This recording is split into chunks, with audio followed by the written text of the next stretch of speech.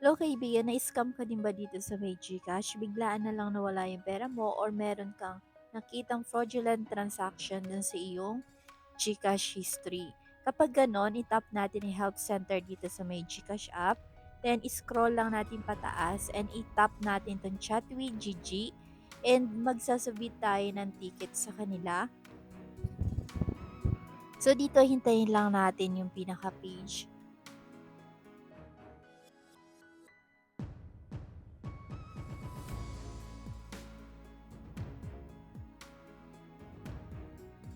Now, dito nga sa may message box, itype natin yung submit ticket para makapag-request tayo ng customer support na siyang sasagot dun sa ating problem or tutulong sa ating problem. Once na masend na natin yung submit ticket, itap natin dito yung raise a concern and hintayin lang natin yung form na kailangan natin sagutan. So, sa pagsagot ng form, kailangan po accurate yung details yung ilalagay nyo dahil kapag mali yan or hindi nagtugma dun sa inyong account, hindi tayo mabibigyan ng tugon ni GCash or hindi tayo bibigyan ng solution.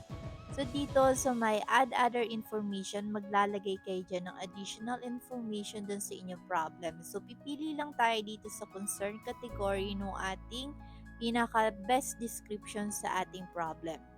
So dito, may GCash account, itap nyo itong may GCash account and meron pa tong ibang pagpipilian under ng may GCash account. Hanapin nyo dito yung pinaka best description. And today, I was scammed. So ito yung ating tutorial for today. Dito, ilalagay nyo yung reference number. Makikita nyo yan sa history ng inyong GCash account. Tapos, your account type.